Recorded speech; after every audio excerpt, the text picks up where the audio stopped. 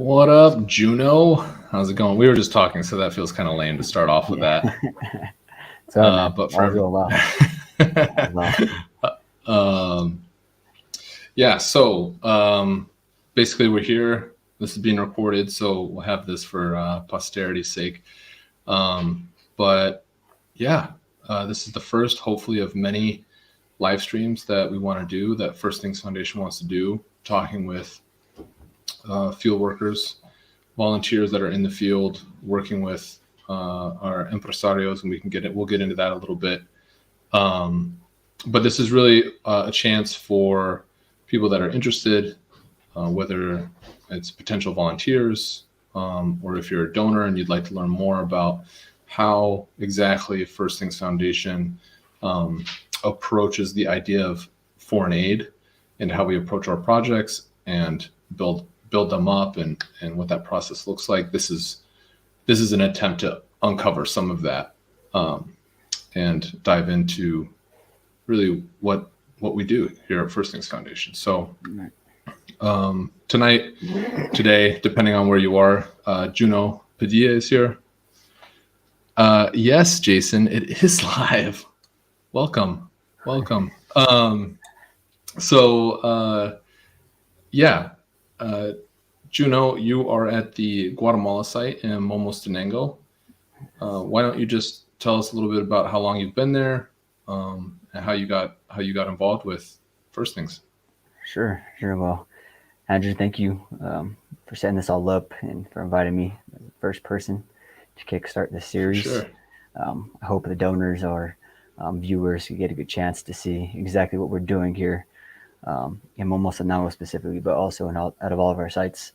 But yeah, so my name is Juno Padilla. I have been in Momos, Guatemala for about 17 months, almost 17 months now. I joined last April 2021, and I had just graduated college. I studied mechanical engineering, and I was slated to go.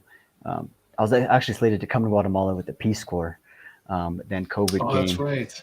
Yeah, COVID came, and I mean, Peace Corps volunteers are barely starting to immerse themselves back into Guatemala at this time. So I had an itchy feet. I really wanted to get out there. So, I mean, I was working for 6 months teaching, and then I ran into this opportunity with FDF, and I pitched my story and talked to John and Dan. They liked what I was about, and it was extreme coincidence that I was supposed to go to Guatemala with the Peace Corps, because they're like, "Oh man, we have an opening in Guatemala right now." It's like, all right, sign me up, let's go. I'm ready to go. So that's how it all worked out.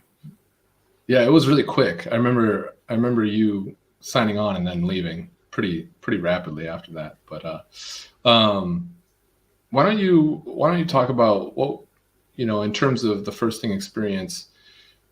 I know for people who are sort of in the know about what we do, it's the first 6 to 8 months is that immersion phase. But why don't you break that down for people? What does the immersion actually mean? Sure. So when I was in college, I studied. I had an interest in sustainable development. Like, I was looking into what a lot of NGOs did out in the world, and seeing how they approach their work. And everything I kept coming back to was just NGOs going to different countries and trying to do projects, or trying to do large scale projects, but not really understanding that people are not letting the ideas manifest from within the community itself. That's when I found FTF, and I learned about this immersionship, as we call it. And the whole point is just to immerse yourself into the community, learn the language and the culture, and really figure out the nuances of the community and make yourself a reliable person, or just make yourself because you're a foreigner, you're going to be sticking out no matter where you're at. But if you're able to go and immerse yourself, people are going to get an idea of who you are. So what immersionship looked like for me, my first 6 months, I was actually working in a ferreteria, a hardware store. I'm actually rocking that shirt right now. Very nice. So it was a fun time. It was a funny time, because working in a hardware store, people came in. I mean, I'm Latino, so like people didn't really identify me. I mean, I'm taller than everybody else, but people could still suspect that I was Guatemalan. But I didn't speak Spanish really at all when I came. So until they heard me speak Spanish, they were like, "Oh man, this guy is an outsider." And once they realized an outsider, and I was over there carrying cement and laminate roof and iron, corrugated iron, people are like, "What the hell is this guy doing?" You know. Um, but like I explained to him, man, I'm here 6 months.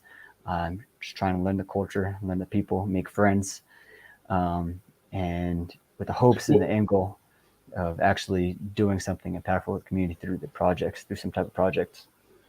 Yeah. What was the initial reaction? Were they like, "You're strange. You're weird. Why do you want to work for? Why did you come to Guatemala to work at a ferreteria?" Exactly. No, yeah, that's exactly right. I mean, like my host mom, I would come home every day and I'll be like covered in cement. And she's like, "What are you doing?" Like, she's like, they're not even paying you. Like, you need to stop working there. And they're like, me come from the States, they're like, "Oh man, you have a lot of money. I don't know why you're over here doing this back-breaking work because it's hard work, hard labor work." And many people who work there don't have a lot of other options. So there's like, man, what are you doing coming to Guatemala and working in a ferreteria in this small town doing this backpacking work when you have money? It was more of a status money symbol for Yeah. them. But me, I was really just breaking those barriers by humbling myself and going and carrying that cement along with my friends, you know, making good friends and who I would consider. I made friends with people who I would consider my friends for the rest of my life. Yeah. So it's really just breaking those barriers. That's what the immersion phase is about. Yeah. Yeah. No, and I know some of the guys at the ferreteria you worked with. I met some of them. I lost multiple arm wrestles Yeah, to some of those guys. They're dude, jacked after carrying that cement all day long. It's they're crazy. so jacked and short and stout. I Yeah. mean, Yeah. Yeah. they'd always come up to me and because I'm taller, like I'd have to. So those cement bags are like 95 pounds, and you pretty much have to snatch them onto your head. Yeah. And it's easier for them because they could get squat down, you know, and it's like a shorter range of movement, and they just go and lift it up really quick. So my first month or Yeah. two, they were always laughing at me for me struggling putting that cement up, and the marks on my shoulders, I would be showing them. They'd be like, "Oh man, you don't know what to do. You're not Guatemalteco." But I earned their respect at the end. I think once I was able to go and work full days there and not getting marks on my shoulder and was able to do everything they were able to do. So little by little, we made it. Yeah. Yeah. You got to put in the effort. You got to put in the effort. That's right. Um, do you think it was? Do you think that was a particularly interesting challenge for you coming?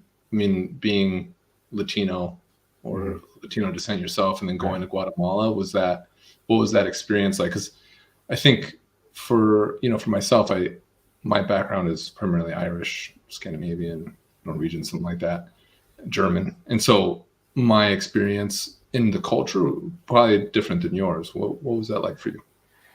Well, there's some advantages and disadvantages. I mean, the advantages were just, I mean, me being able to immerse myself in the community was probably a little bit more easier because I was kind of looked similar to them.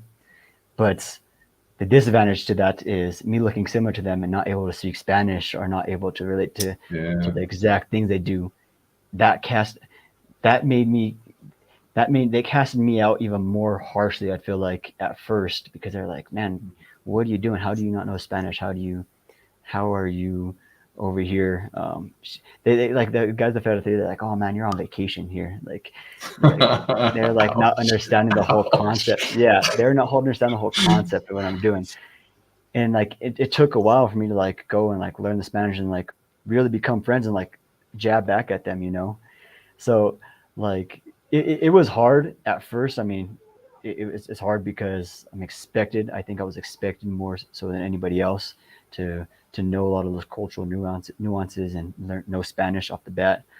But when that wasn't the case, obviously they were like a little bit more taken back because if they saw like a white person here, like it's expected that they don't know Spanish or it's expected they don't know Yeah. the cultural nuances. But for me, like it was not so that's not so much the case. So when I went there and I was messing up like an outsider messes up, they were like they're extra taken aback and Yeah. It was a harder, it was a little bit more bitter for me to swallow. Yeah. Gosh. But I mean, now do you feel, I mean, how, in terms of the integration and the immersion aspect of it, how integrated do you feel with the community of Momos there now? Man, yeah, I feel so much more integrated because part of the membership too is we like to say is you just have to say yes to everything. It's like if people invite you to things, you have to say yes. If you don't want to do something or you find a challenge, you have to go and take it on because that's how you're going to meet new people and make new friends. So, a funny story about my immersionship. My second month, I was here. I was playing basketball and at the local court, and um, some guy came up to me and he was like, "Oh man, like you should play for my basketball team." And I was like, "Okay." I wasn't sure like with the basketball team. I wasn't honestly sure what was going on. But then he told me, he was like, "All right, man, we're gonna play basketball." So we started training and playing with the team. And then I read a sign with the tournament that's going to be in Momos. And it was like locals only. Me, obviously being not a local, I asked him, I was like, "Man, I'm not going to be able to play in this tournament. Like the sign says I can't play." He's like, "Oh, don't worry about it. Don't worry about it. We'll figure it out." So he texts me like a week later, and he's like, "Man, I need your first and last name, where you're living, and all this information." And he was like, "And you'll be good." So I come to find out here 3 days later, I go to his house and he has a letter typed up saying that I am a Guatemalan Mexican citizen because my dad he created a fake passport type of card. Um, where so my name is Juno Padilla and this guy's name on this passport is named like Mariano Padilla, and like it's like, "Oh, this is my dad," in this letter that was signed by the mayor of Momos saying Amazing. that I'm eligible to play in this basketball tournament because I have How descent did he from get it him. signed by the mayor though? Yeah, so he like went into like the municipality office and he's telling me, he's so funny. He's telling me like, "Oh man, I was in my best suit. I went over there, and I shared this, and the mayor is actually one of a close friend of my grandfather, so he gave me a meeting, and I just went and talked to him about this." It was probably a little bit of corruption, Incredible. but that first step of me being willing to say yes. I mean, I was hesitant to even go through with it because I was like scared of the repercussions, but I went through with Yeah, it, yeah. and like now all the basketball guys, all the people who play, they know me. They know obviously I'm not from here, but they accept me into the tournament, and I mean they're my closest friends too. I mean we're always playing basketball now, Yeah. and so it took that initial step of me saying yes, I'm willing to go and risk And getting in trouble or whatever let's with the let's government. break the law together. Yeah. Yeah, Nothing like that to be fully immersed, I guess. yeah, but it all worked out, and that was all part of the membership. Me saying yes initially, so Yeah. Man, that's cool. That's cool. And I feel like that experience for you wouldn't have happened if you hadn't spent, you know, I don't know, 4 or 5 months at least. I mean, how soon was this after you moved to Guatemala? Like, when it did was this like happen? a couple months in, like when I was just playing Okay. basketball for fun, and then they see me play and they invited me to a team, and then it took a process of me like getting involved in like the tournament starting up. But after that Yeah, tournament, yeah. everybody like knew that like, "Oh, this dude's an outsider," and they came and asked me my name and like they talked to me, and like it was funny the tournament at first when like my team was made it to like the finals, and like they're all like yelling like because I had like number 13 on, and they're like, "Oh, number 13's fouling a lot. Take number 13 now. Like he's not even supposed to be here." But now I made friends with enough people that everybody's like, "Oh, like they cheer me on. They call me Padilla. Padilla. Let's go Padilla. Let's go Padilla." So it's really funny. It was really fun to see the difference from back that first time I started playing basketball to now. Like it was Yeah. really cool. So great. So great. What was one of the biggest surprises that you had moving to Momos? I mean, there's a lot that is different, but what really caught you off guard? Sure. Yeah.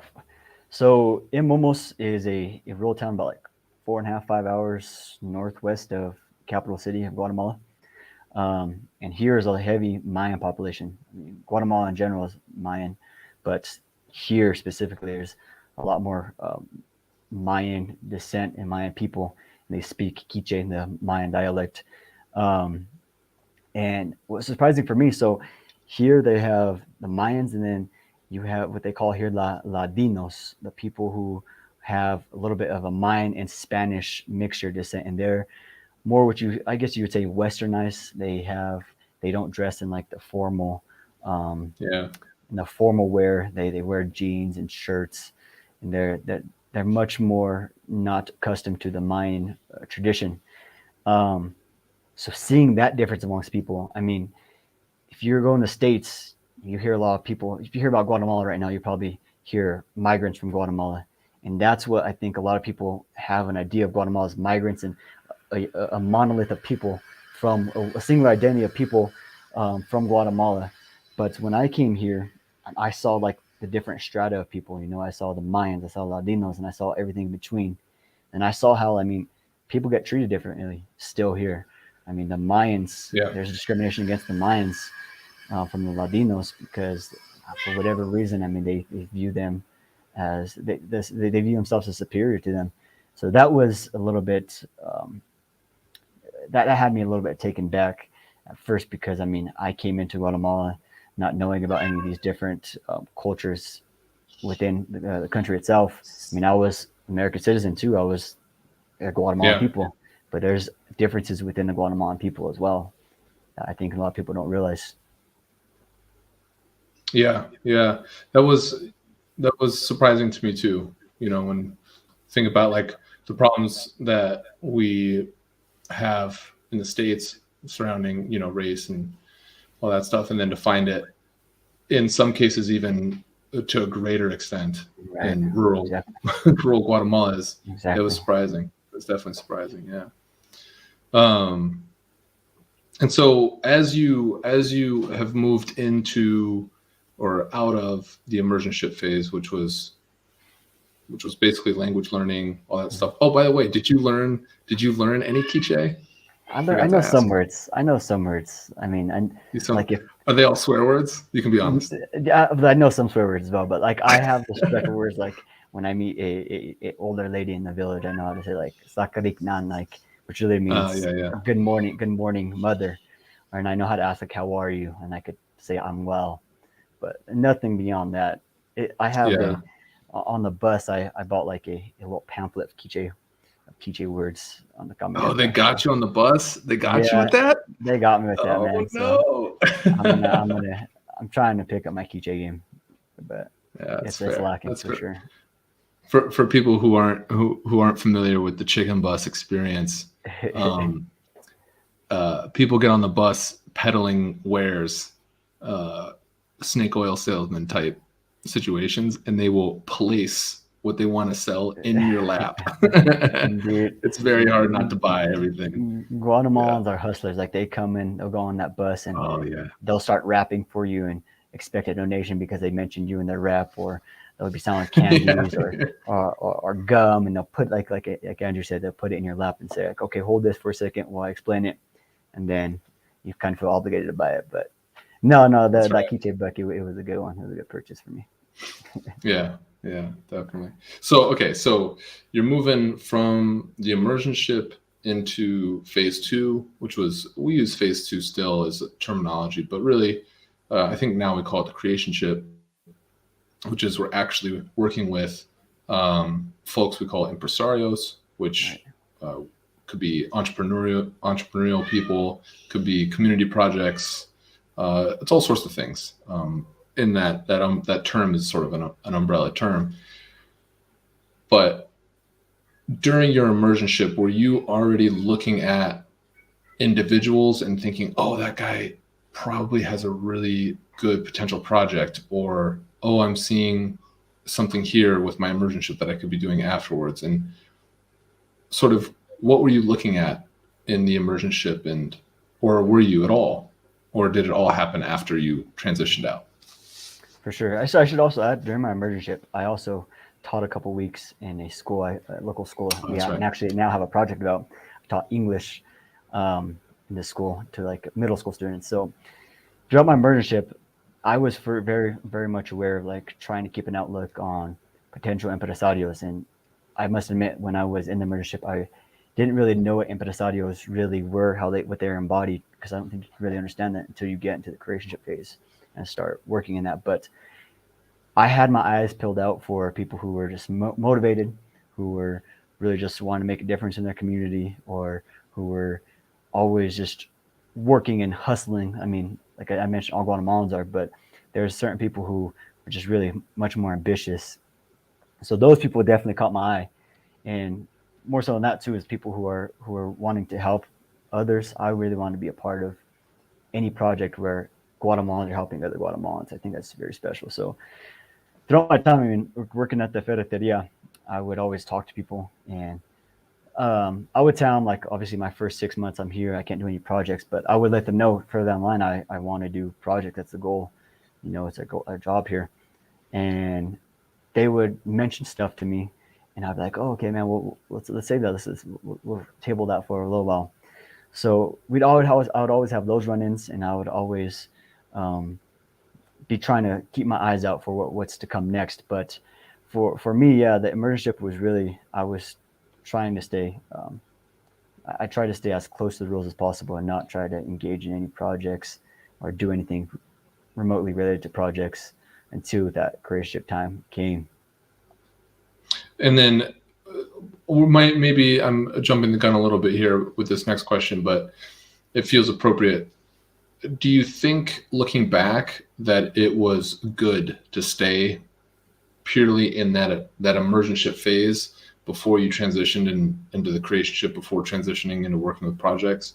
Do you feel like by staying in character in the role of being just an immerser, that it was helpful to you later? For sure. Project phase? For sure, for multiple reasons. More so than anything else, mentally. I mean, that immersion phase, you're supposed to go and live like the people here live.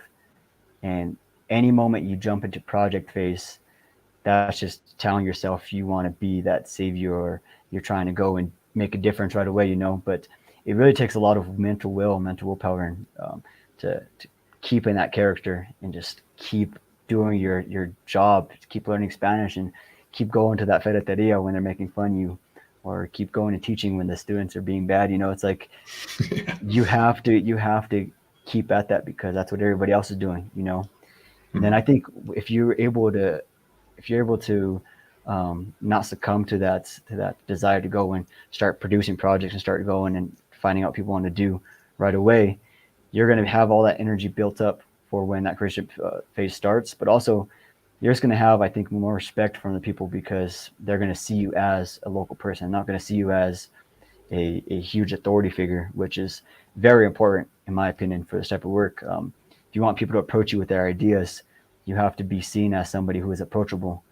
And yeah, you're not seen as approachable if you're seen as this person who's always super high and just dishing out money. And I mean, we're looking for people who have even the most obscure ideas, and I think people would be a little bit hesitant to go and present those obscure ideas to you if they don't think they're valuable to a person who is an authority figure like that, you know. So for me, it's really just about building a good image for yourself. Yeah.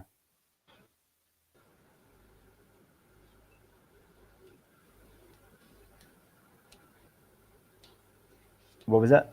Mm-hmm. See. Oh.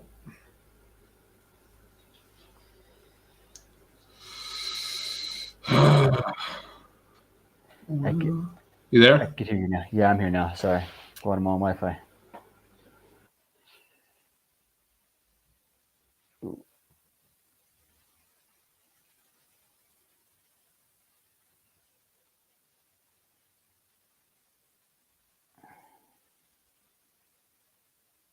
Around the world. You're back. Must have lost him. You there? Yeah, I can hear you now. I'm not sure if it's my Wi-Fi or yours. It could be either or at this point. It could be either. Could you give me 2 seconds really quick on how you lived before we jump into projects completely? Just one last thing. That's right, Brian. Always. I'm in Juno's in Guatemala, and I'm on the other side of the planet right now. So But could you give just a quick description? Like, how many times did you get scabies, for instance? Yeah. So I got scabies my first few months, my first 3 weeks here. And Yeah. anybody who doesn't know what scabies are, essentially little termites who burrow into your skin and plant eggs, and it's not a pleasant experience. It looks like a rash, but it's literally bugs in your skin. So yeah, I mean, I had that. I've lost a lot of weight because not my diet is not the American diet, and I'm eating less food here, as you know. But I mean, I um, for sure it's been a challenge physically to adapt to, mentally as well, being away from family. But Yeah. I'm living as I like to try to live. I mean, I wash my clothes in the pila, hand wash them like everybody else here, and I try my best just to replicate what everybody else is doing. I mean, I don't think it's never going to be the same because I'm voluntarily immersing myself into this life, and people here, I mean, that's how they have to live. But I'm trying my best, to keep myself as close to that level as them and live amongst Yeah. them as possible.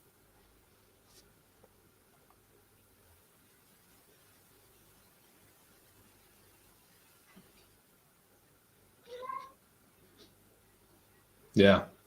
Yeah. Oh, dropping that signal again.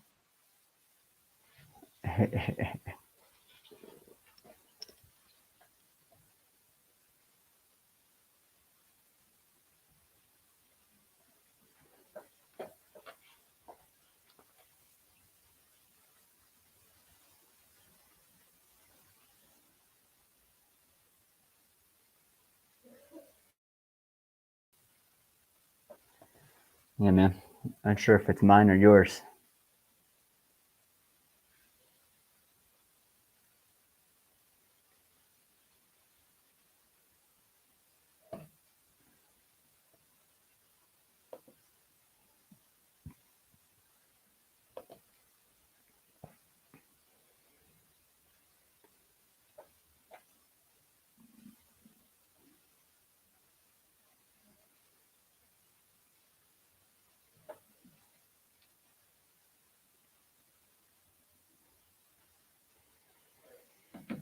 Hmm.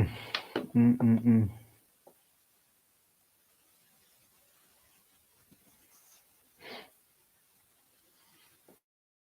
All right, guys, if you could see me and I'm live, I'm not sure whose Wi-Fi it is.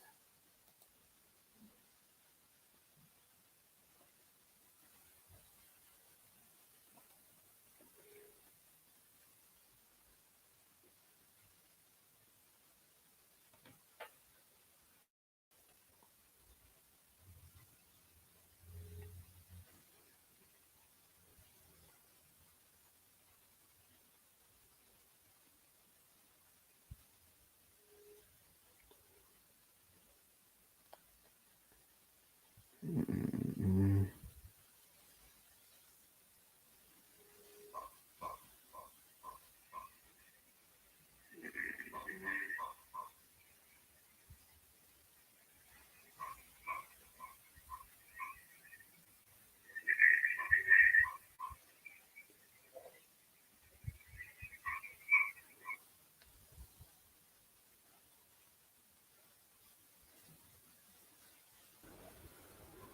All right, you there? I'm here, man. Are you? That's me. That's me for sure. Let's see. That's me for sure. All right, Okay. here we go. Uh, oh, look at Good. that! A whole bunch of new messages just popped up. Oh, yeah. Yeah, Anthony says, "What's up, friend? Mi amigo." Anthony. Eso, Anthony. ¿Cómo estamos? Yeah. All right. Hopefully we don't drop that signal again. But where were we? We were talking about. Oh yeah. So you've been living humbly. You've been living humbly this whole time. Um, Relatively. Yeah. Yeah. yeah. Yeah. Relatively. But um, yeah, I can. It's tough though, especially. I don't know. One thing that I was unprepared for is just how cold it can get actually in Momo. Being up in the mountains, I was not prepared for freezing all the time. Actually, Yeah. Yeah. I mean, I come from Colorado, so I'm used to the cold. Oh, okay. But yeah, I mean, we don't have no insulation. It's all block homes. There's no central heating system, so it's hard to get out of the blankets in the morning for sure. Yeah, yeah, definitely. Um, all right, let's jump into some project talk because that to me is really super interesting. That's where a lot of this magic happens. So tell me about how did you handle that transition? Was it just one day you weren't, and then one day you were working with projects?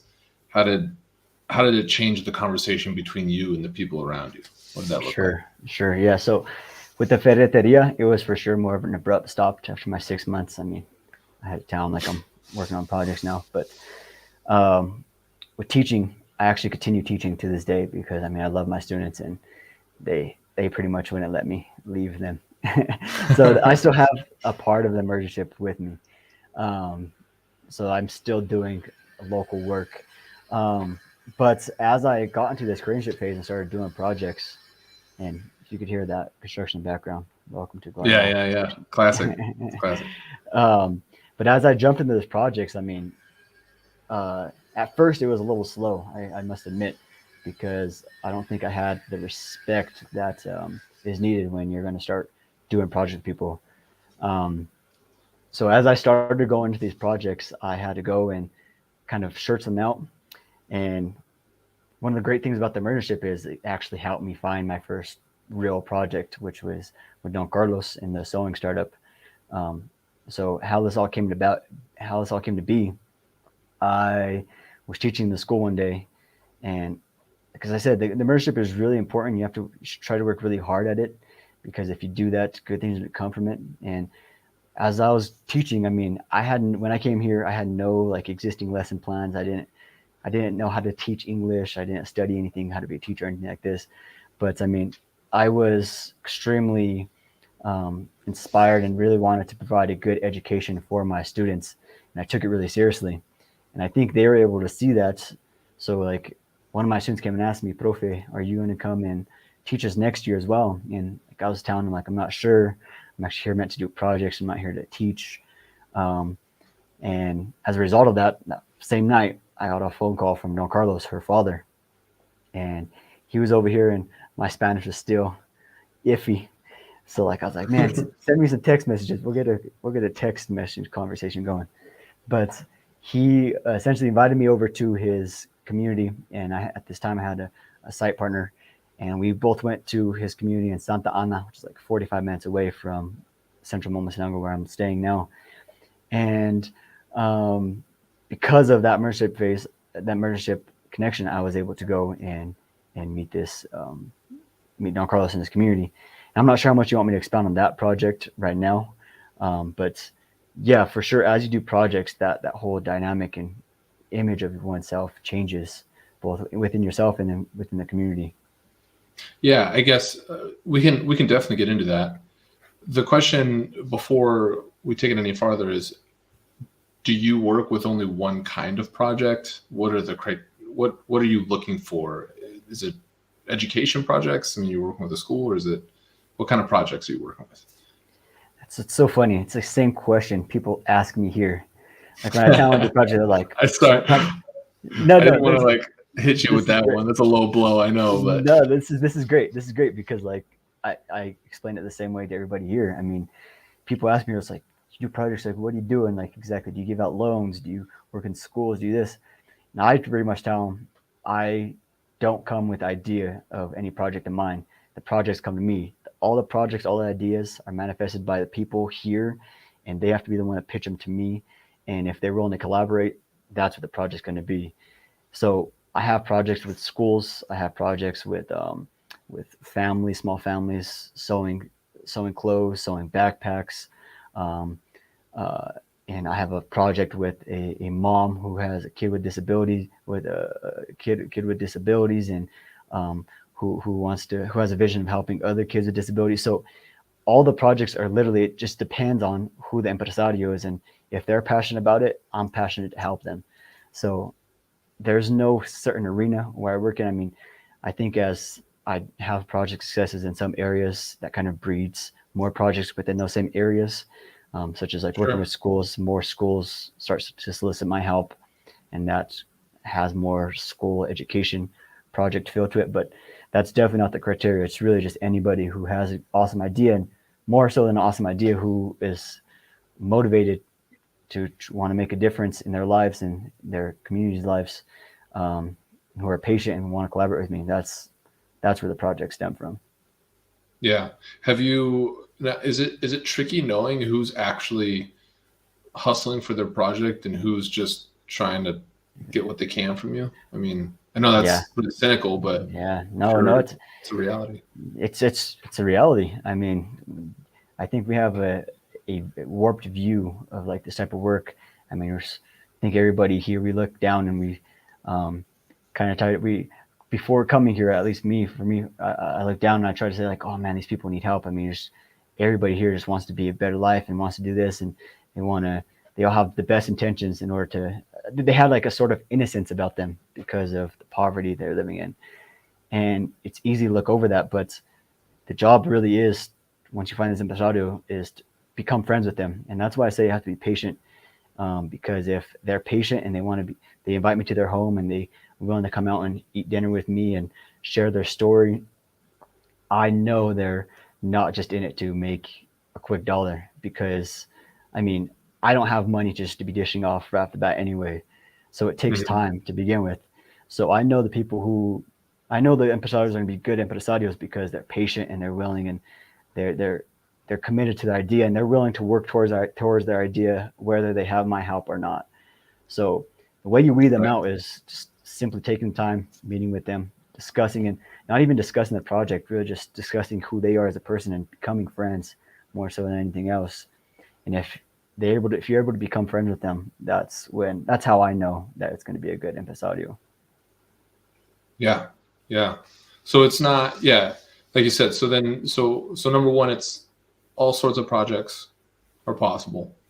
And number two, it's you're finding the good eggs and tossing out the bad through basically, are they willing to enter into an authentic relationship with you Authentic ultimately? relationship. If they're willing to be my friend and collaborate and take time, patient with it. Yeah, Yeah. exactly. And so without the language skills, without the cultural understanding that you took the first 6 to 8 months learning, do you think if you had just been dropped in there, let's say with, I don't know, you came in speaking Spanish, but let's say you didn't really know the culture and you spent 1 month living and talking to people, what do you think?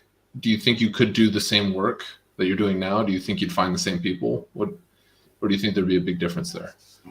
Yeah, it's a good question. There'd for sure be a big difference. I mean, I like to I like to think I was an amiable person when I came here. I was like friendly and wanted to talk to people and whatnot. But it really, like I said, you building up that image of yourself by working and humbling yourself and working in the community, that speaks volumes, and that's gonna put eyes on you. That's, if you just, if rather than if you're just coming here and knowing Spanish and start doing projects off the bat, all you're going to attract is the people in the higher power structures. You're going to attract the people in the government, the people who already have some opportunities.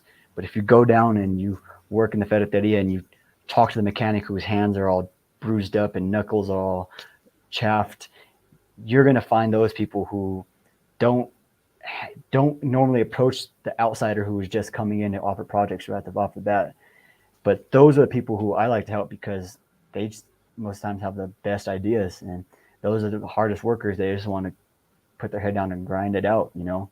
So without Yeah. immersing yourself in like making yourself amongst the people, you're not going to find the normal lay people who have those great ideas as well.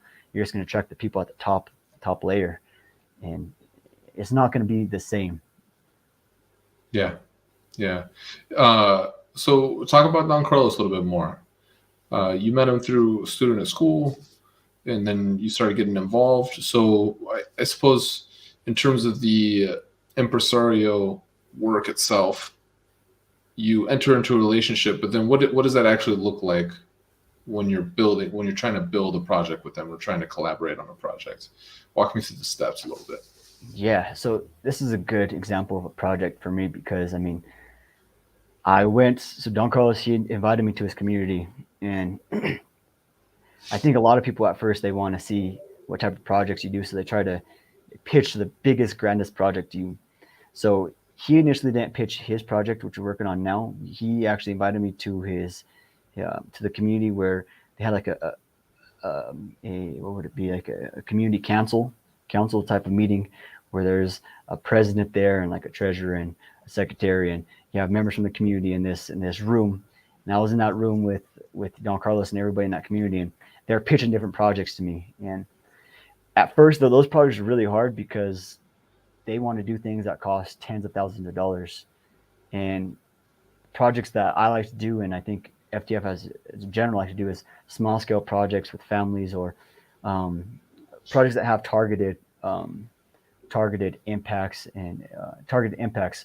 So when they pitch these ones to me, I mean, I don't like to shy away from any project to begin with, but if you don't have the presence in the community to begin with, which I didn't, they pitched this huge project where it was like a $10,000 project where they wanted to pave their schoolway, their school's like patio way, and like they just saw me at that point as a source of money because they didn't really know me, they didn't know exactly what I do.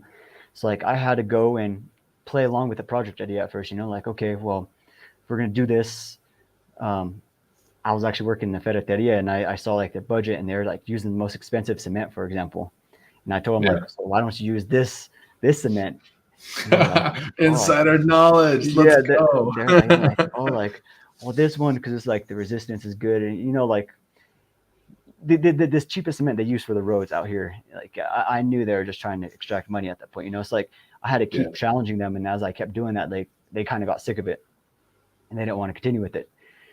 But Don Carlos, he was like, okay, and he calls me ingeniero, that's engineer. That's what I Yeah. studied. So he says, ingeniero, okay, well, I know our project didn't work at the community, but I have a project myself, my family. We want to get sewing machines and start making clothes to sell in these local markets, and potentially get other women in my community to have jobs, because a lot of the men in that Santa Ana, which is where they are, they always leave to find work. They always immigrate to like the borders of Mexico and Guatemala to find work. So a lot of men in the community aren't there, but a lot of women are left behind taking care of the kids. And he was like, man, I want to offer these these women jobs. So I was like, okay, this is much more within our line of work, And so it started with me talking with him, and me being in his humble house where we're eating and drinking a coffee and eating some bread, and just talking about this idea, what it looks like, how much the machines cost, what exactly, exactly does he plan? I mean, if he wants to use these machines in his home, how is he going to be sure that he has enough power in his home? So he like, okay, we realized he has to get like a transformer placed next to his house so he could have enough power to power machines. We start thinking about, okay, like what exactly machines do you need? Do you guys have experience with these? So just little by little, we're going through, and we're doing this over food and over in between stories of the past and our likes and dislikes, and just really building a friendship amongst one another.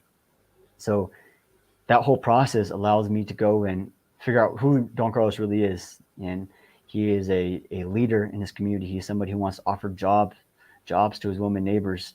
He is somebody who is passionate about providing a better future for his 7 kids. And as I'm talking not just about the project, but about himself, I'm able to share that story with donors and try to get people to buy into this project like I'm buying into it.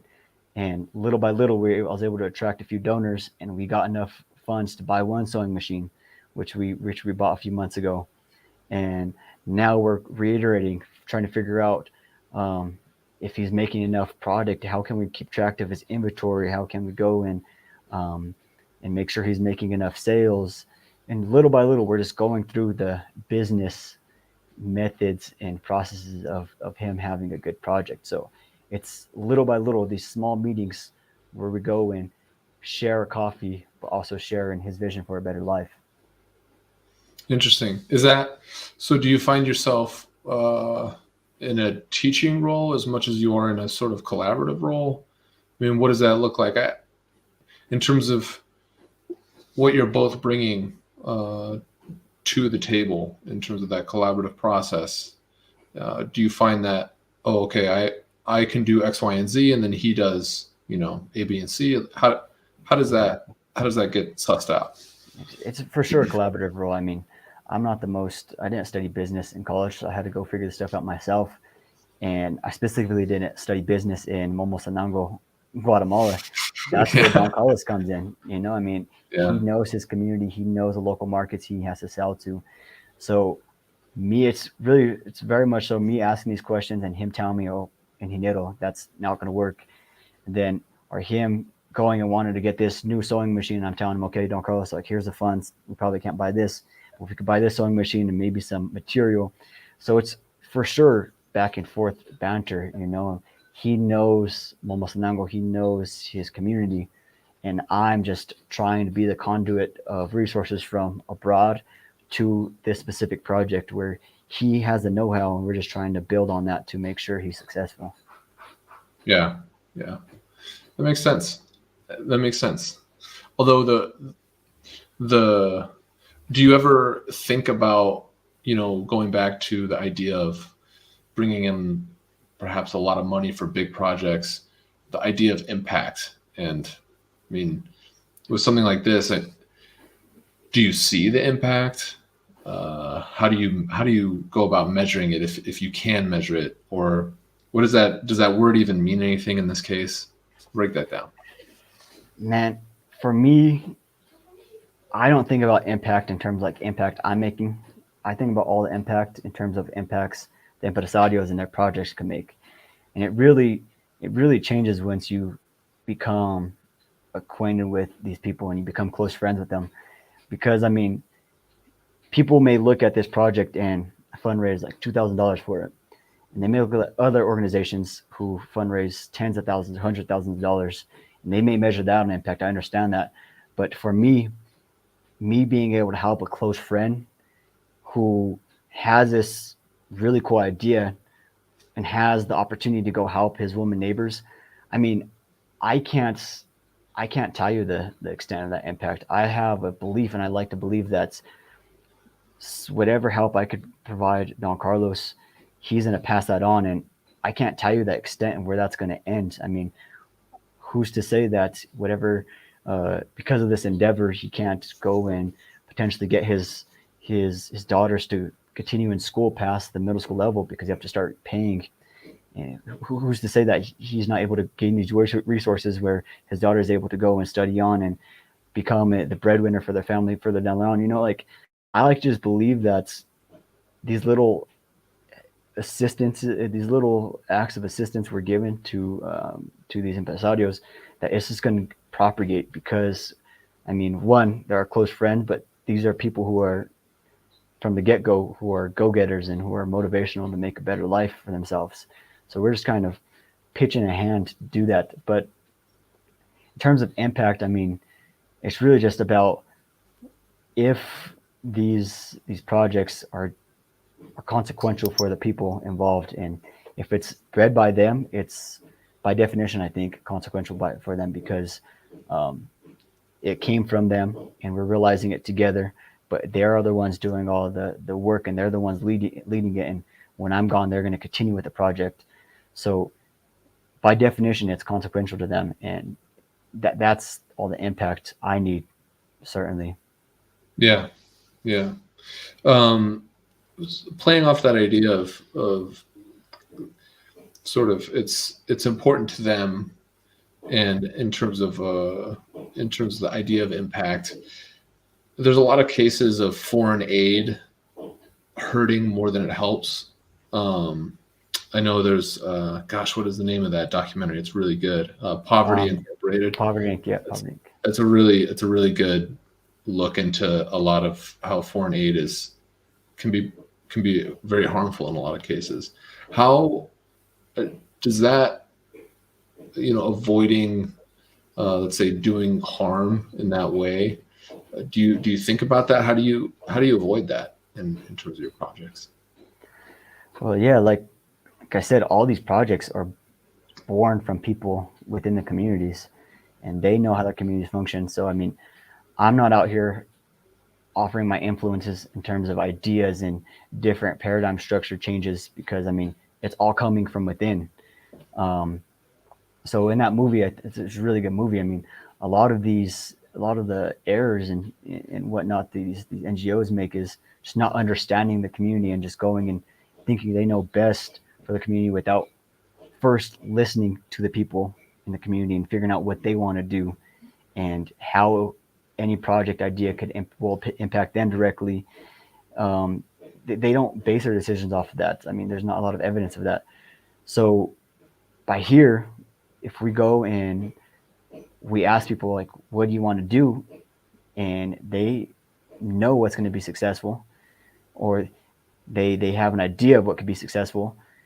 But I mean, they're the ones leading everything. I'm just over here aiding in that vision for them to build that up. I mean, that's how I try to stay clear of any misdoing in terms of messing up the cultural balances of the place, because I know that all the projects are coming from the people themselves and not from me and what I Yeah. think they need.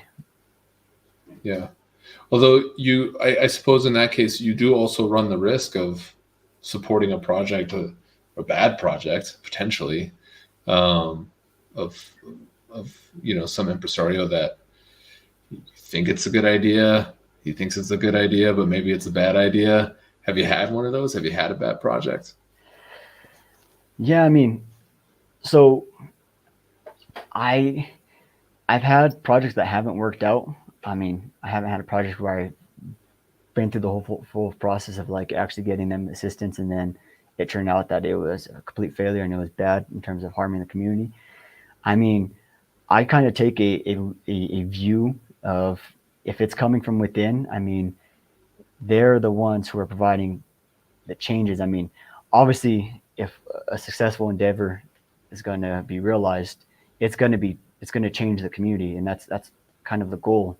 You know, it's going to change the economy, and it's going to change the way people think about things. But if it's coming from within, they know how to navigate those cultural nuances better than I could if I came and brought this project to them. So in terms of bad projects, like I said, the only bad one I have was just things were not working. It didn't work out because we got through this process of just them not understanding truly what we do, or them wanting to do too much, and me being unable to meet their need. So yeah. For me, it's just trying to have that cultural understanding. Mm-hmm. What it, um, Maybe we don't have to get too deep into this, but my experience working with projects as well is I had some definite failures. Where I went in and I was like, yeah, let's super gung ho, and I realized I realized too late in the process that I was driving 80% of the project forward, and I realized it had the project had shifted from them doing or needing to do the work to me doing all the work. Right. And at that point, it sort of fell apart, because as soon as you realize that, it's hard to keep going. But um, how do you balance that? I mean, what does that look like in terms of making sure that? I mean, have you run into that issue where Yeah, it's a all good of a question. sudden, Well, yeah, I mean, I for sure I'm lucky enough to be in Momos where has like the most amount of years of FDF experience. So I have experiences like yours, and I've learned from a lot of mistakes that past field directors had to have made in order to do this work successfully. And I mean, just meeting with past field workers to pick their brains to make sure I'm going about it right for sure helps. But yeah, the way I've learned to avoid that is by making sure everyone has a responsibility. I don't load myself up with responsibility without making sure they have equal or more so responsibility than me, and making sure it's continuing. I mean, if I have to make it so that if they don't do the work, the project doesn't continue as well. I mean, I have to do my part, but if they don't do their part, it's not going to continue as well. So making sure we have tasks that are both important and going to contribute to the project success is super important that both the impresario and the field worker has. What does that actually look like, though? Is that just a handshake agreement? How does that manifest? Okay, so I would give you an example with, for example, my example, Don Carlos. So I tell him, okay, Don Carlos, you want sewing machines? What sewing machines do you want? I need the exact names of the machines and I need the prices. I'm not going to be the one going and traveling to find the machine you need and making sure this is the one that's going to be best for you. You need to tell me the one you need. And then my job with that information is go and figure out that cost and be like, okay, what can we actually help you with? So once we go and once you got me the price of the machines, I was able to figure out how much I really wanted to donate. And I question them as well. What are the machines going to do to you and do for you? And can we get by with one machine for now? Can we get by with two machines for now? Or really figure out what those limits are. But making him think about this project and making him have tasks such as identifying prices and figuring out how he's going to go and install more power to his home. Like I'm not the one calling a contractor to do that, or I'm not the one doing that work for him. He has to do that. And if that doesn't get done, he's not gonna be able to plug his machine into the wall, no matter how much money I raise. If he doesn't get that work done for his home, he's not gonna be able to plug that machine into his outlet in his home and have it operational, have it operating. So making every project's different, but making sure that they know that if they don't do their task or if they not even if they don't know if they say that task doesn't get done, the project can't continue, and they realize it's on their part because like it's an understanding that they know they have to do it, and if they don't do it, you can't continue. Yeah. How do you keep track of that? Is it like contractual? What does that look like? Yeah, I mean, so we have these papers, I mean, called engagement scopes, where um, I think they're very beneficial, especially for a place like here. Guatemalans, they like to see that the signing of a paper. It means, I mean, for me, I like a handshake, but if Guatemalans they see you're signing your name on it, it means business. So we have a contract, we have a paper, and we write down the list of responsibilities that I do, list of responsibilities that is expected of impresario, and we both sign it, and we have like a timeline, and the expectation is in that timeline we meet and we look at what we're able to do, what we weren't able to do, and how that continues. But that paper is very important to the work, is because I mean, it's a verbal commitment, but it's a contract, a contractual commitment as well. It makes it serious on some level. Next to serious. Maybe a handshake just doesn't. Yeah. Yeah. And so, have you reached the point in any project? Well, before we get there, what's been your greatest success so far? My greatest success. That's probably hard, but yeah, what's been your greatest success in any of your projects? So, I mean, I don't know. I think for me, my greatest success is just being here and just meeting people and making friends with everybody. But this last Friday, I realized something really cool. So this last Friday, 3 projects collided, kind of. So as I mentioned, I teach English still here at a local school. It's called La Escuela Amistad, the friendship school. And this school is a middle school for children who aren't able to pay for the regular school outside in regular Momos and Nango, the public schools. All those schools here past the primaria level, it's like elementary school level, you have to start paying for. And this school is run by a man named Abraham who wants to offer free education to these students. So I'm working at that school teaching. And one of the projects is actually helping Abraham and his daughter, Doña Lydia, who are the teachers of the school, have a salary. I helped get them a salary for this school year. So that's one project. In another town, there's about an hour away is a town named Pashmaramak, which Andrew, you know about. Yeah. School there, we in July we teamed up with another organization named Courts for Kids, and we built a basketball court there with a community. So we have a basketball court, and I had this idea. I mean, I wanted to Guatemala is very competitive. They always like sports. So I wanted to take my students down to Pachacamac and play at that basketball court and play with the kids there. So we're going, Abraham, and we organize the school. And I have my partner, Adrian, here, who helped do a lot of the organizational work and helped me a lot, make sure the kids were ready for the sports. So we go, Project Abraham, we go to Pachacamac, and we have a basketball tournament and a soccer tournament where these schools are playing against each other. I'm realizing the beauty. Like I have one project in Momos at another project here in Pachacamac, and these students are enjoying a competition and playing basketball against one another. It's really fun. And then we come back, which I mean, I don't want to overthrow the importance of that day because it was so much fun and the students had a great time, and the competition was at all-time highs. If you guys tune into my blogs, you'll see it in the next month's blog. But we end up coming back to Momos, and we get food for the students through Walter, who is another impresario, who was in the mine specifically, but it was Walter is a gentleman here in Momosanango who has a local run restaurant, and he makes, and he the field worker before me, Tom, he actually helped Walter get some money to paint his restaurant and help him with other cooking classes and whatnot. But we had Walter provide these food for these kids, so it was cool just to see how all these projects were just connecting.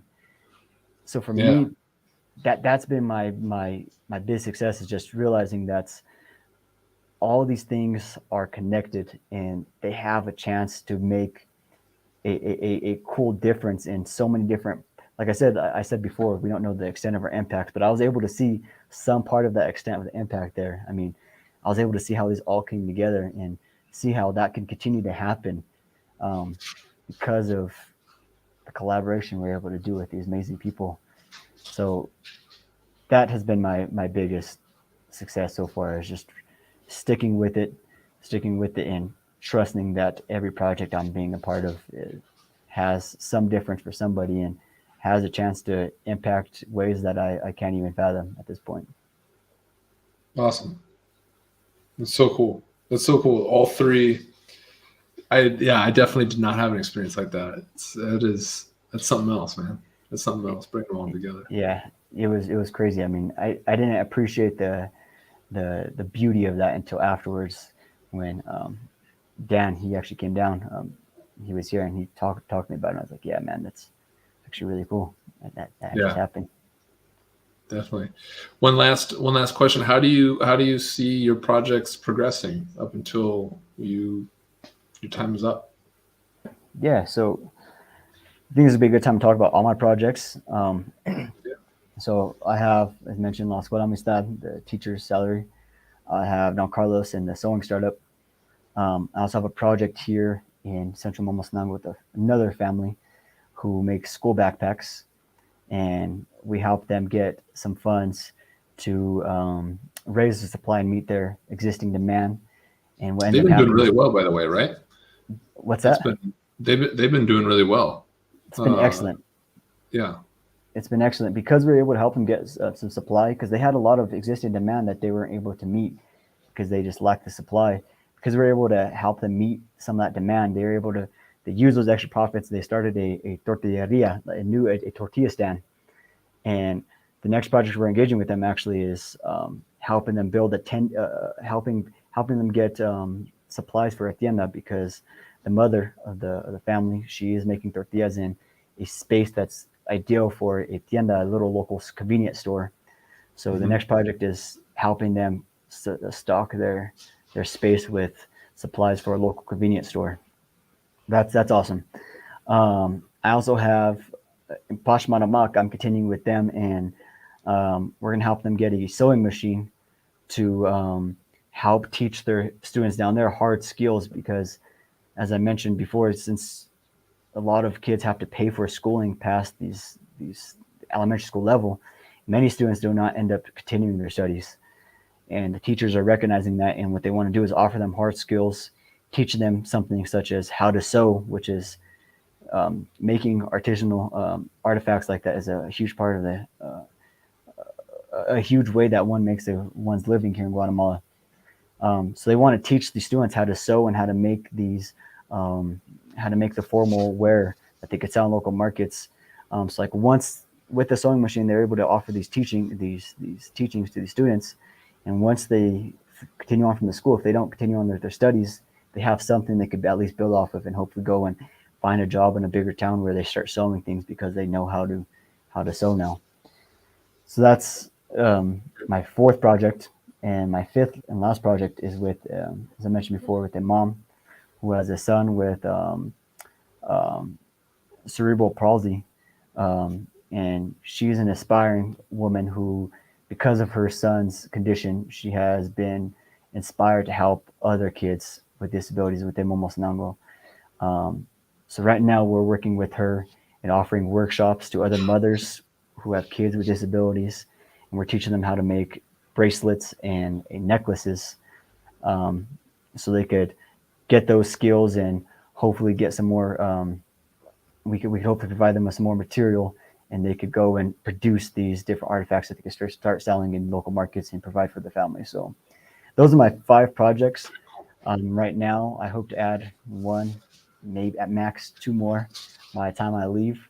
But the way I see those continuing is just me trying to check my overzealous motivation to keep going. I mean, a lot of these projects, like I said, I have to be patient and work at the pace of the impresario and make sure I'm not the one directing things. So being patient and trying to provide as much as I can and connect with as many donors as I can to share these stories with these incredible people to hopefully get them assistance that they need. So as I'm going through that, really just making sure my partner Adrian here, my coworker, he's equipped and able to continue on the torch when I'm gone.